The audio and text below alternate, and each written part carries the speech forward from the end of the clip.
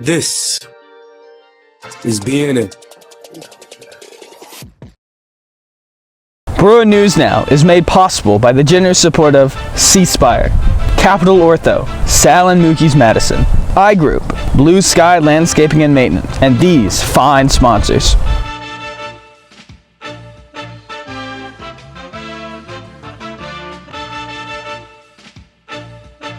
This week on the show, the junior class had their day of service in the greater Jackson community.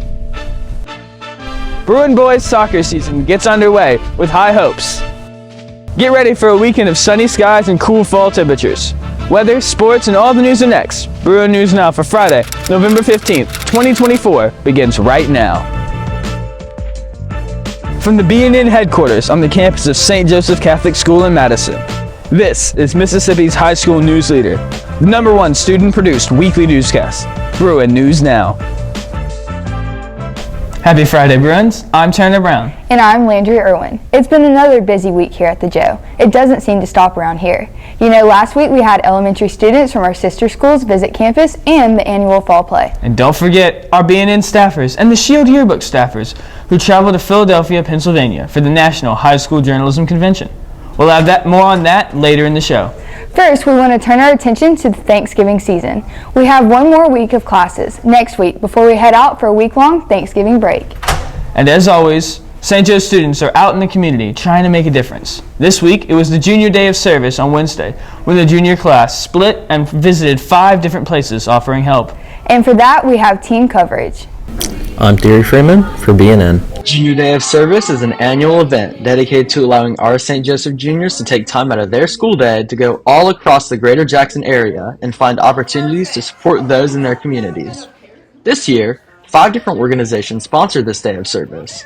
These organizations were Little Lighthouse in Jackson, Magnolia Speech School in Madison, as well as St. Richard's Catholic School, the Jackson Free Clinic, and the Center for Pregnancy Choices, all located in Jackson.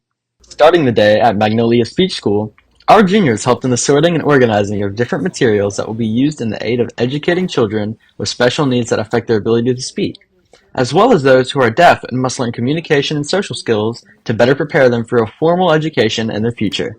Taking place at the Center for Pregnancy Choices, St. Joseph students continue their service by stocking the center supplies with many different items that will be used to help pregnant women as well as mothers aid in taking care of their children. Such items include diapers, formula, and baby wipes. As for juniors who spent their time at St. Richard's Catholic School, they were able to play physical games such as kickball, as well as board games like the Game of Life with the children of the school. Overall, our Bruin juniors, as well as the children of St. Richard's, had a wonderful time together, and I'm sure that more Bruin juniors will be back to visit next year. For the start of my junior service day, I took a trip to the Little Lighthouse in Jackson, where I and other students spent time partaking in the education of the special needs children of the Faith-Filled program. Here, we were able to not only just entertain and play with the children, but we were also able to get to know each and every single one of their personalities, and truly form a bond that would leave a lasting impact, not only on the kids, but us as well. And finally, for students who visited the Jackson Free Clinic, their day was just as memorable as the rest of ours. Reporting on site from the Free Clinic, BNN's Zanaya Purvis has more.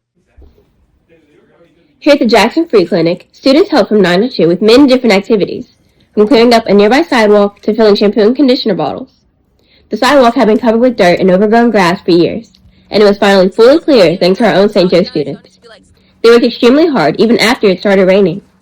Once finished, they continued inside, and a few helped restock, while others swept, mopped, and wiped down their patient rooms.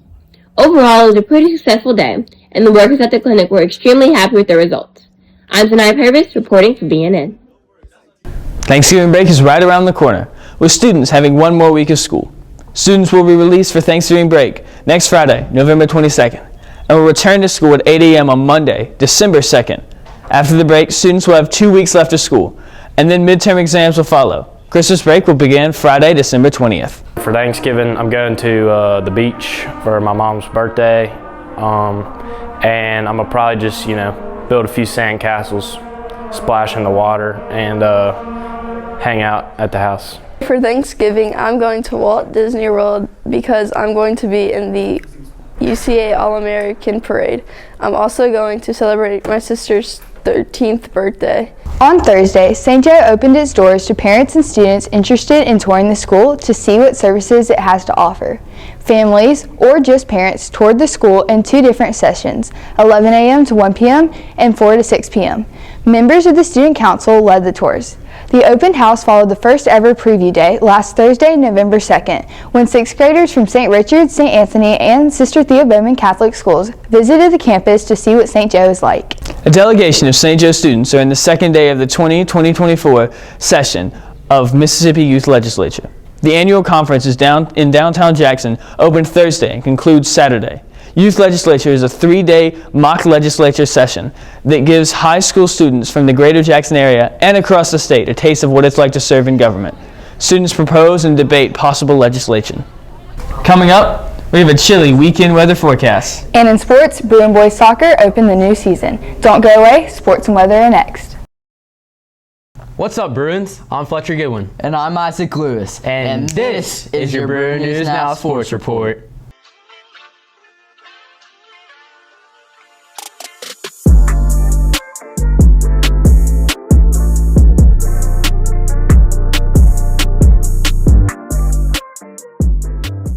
In Bruin soccer, senior Emma O'Brien signed today to play soccer at the next level at Meridian Community College. O'Brien will begin play next fall. Emma is a very vital part of our defensive line, but this year she was very instrumental in our midfield. We are going to miss her tremendously. I probably more so than most, because I've known Emma for years. St. Joe has meant to me just a good bond of friendship.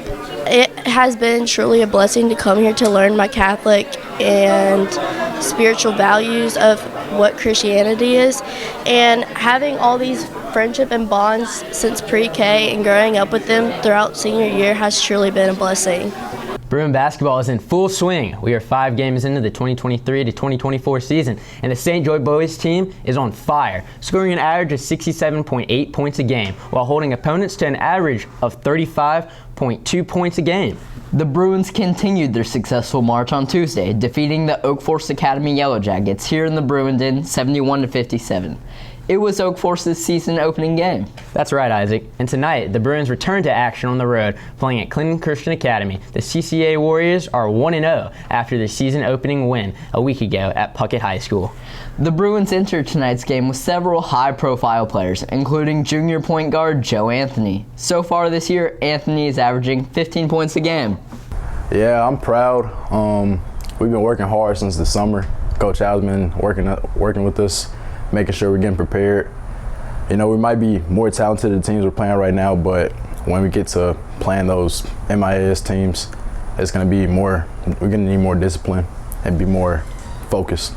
Also tonight, the girls varsity basketball team will hit the home court for a game against Clinton Christian. The girls are 0-3 and are still searching for their first win of the season.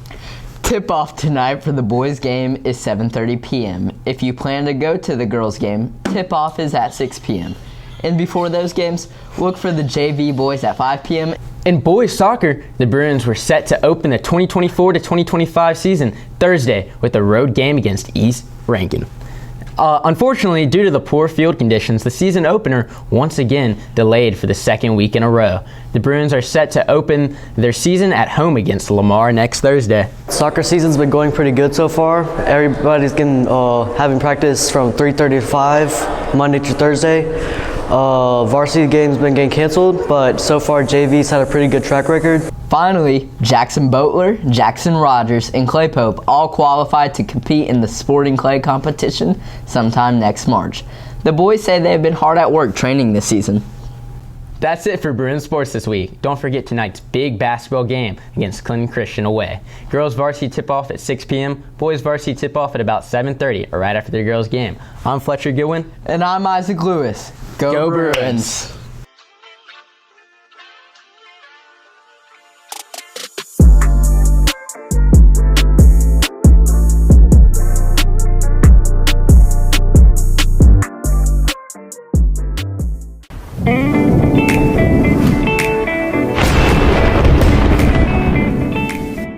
Hey Hey Bruins, I'm Megan Ogburn, here to serve up your weekend weather forecast. Slowly but surely, we're moving into winter, and I don't know about you, but I'm pretty excited. I'm tired of the hot summer weather and ready for a cooling off period. If you're going to tonight's basketball game on the road at Clinton Christian, you might want to bundle up. It will be nice inside, but a bit chilly outside. Look for temperatures tonight in the 50s. For the rest of the day, look for a high of 68 degrees, paired with an overnight low of chilly 43. No rain today. Sunset tonight is 5:01 p.m. on Saturday. Expect similar conditions with a high of 73, an overnight low of 52, and no rain. Sunrise Saturday is 6:32 a.m. with sunset at 5 p.m. Finally on Sunday, look for a high of 77 with an overnight low of 61. Again, no rain. Sunrise Sunday is 6:33 a.m. and sunset is 5 p.m. That's it for your weekend weather forecast. Enjoy the crisp fall weather this weekend. If you're heading to a football game, a basketball game, or some other activity, take along a sweater or jacket. I'm Megan Ogburn for Bruin News Now.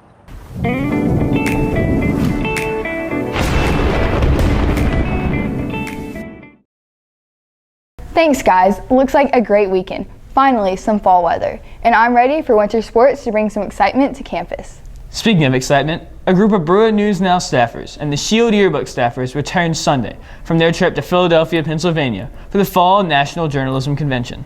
This was the first time St. Joe student journalists attended the national convention, and in national competition, our students fared well, bringing home 3 major awards. Fletcher Goodwin received an excellent rating for his 30-second ad promoting the Bruin shop. Campbell Vack took an honorable mention for his BNN story about the bleacher creatures, and Jason Buckland took an honorable mention for his videography project. BNN's Davis Hammond, Elizabeth Vanderloo, and Caitlin Evans participated in an on-site competition, reporting, filming, and editing a story. While the story didn't place, it was still an interesting piece about a popular place for eating and shopping in Philadelphia. Let's take a look. The Reading Terminal Market might look like an ordinary market, but when you take a deeper look, it's much more than that. The Reading Terminal Market is a busy shopping center located on Arch Street in downtown Philadelphia. Hundreds of people shop and eat at the market every day. There are many shops ranging from delis, floral shops, ice cream shops, and even a candle store. The exceptional customer service is apparent at every shop, but one candy shop in particular caught our eye. A family-owned business, Sweetest Fudge, is the name of the shop. The whole Reading Terminal Market is basically like a family. Like the way I like to see it is it's like a tradition, like a potluck, right? Like we all bring our own little niche of our communities all together in one Philly community. The bright colors and the abundant amount of candy and snacks to choose from drew us in. As well as the tasty candy, the personable workers were just as sweet. I've been working here at Sweetest Fudge for a little bit over a year. I enjoy it very much. When you work here, nobody's ever sad because you're always selling people candy. I love working in the Reading Terminal Market because you meet all sorts of different people. The Philadelphia community is very close. The shop has everything you can imagine. Familiar candy, such as homemade fudge and candied apples, to extravagant candy, such as gummy Lunchables and freeze-dried candy. As well as owning the candy shop, the Byler family owns several of the other stores in the Reading Market. They own Byler's Pickle Patch, Byler's Donuts, and Byler's Bakery. All of these places produce delicious food that is homemade for people every day. There are many loyal customers that come back to the Reading Terminal Market. Places like Sweetest Fudge keep the Reading Terminal Market a sweet place. I'm Elizabeth Vanderloo for BNN. Thanks guys. Looks like Philadelphia was a great experience. That's it for this week's edition of the show. Make sure to like, comment, share, and subscribe, as well as turn on the notification bell to get reminded when we upload student productions. I'm Turner Brown. And I'm Landry Irwin. So long, everybody. And in case we don't see you, good afternoon, good evening, and good night.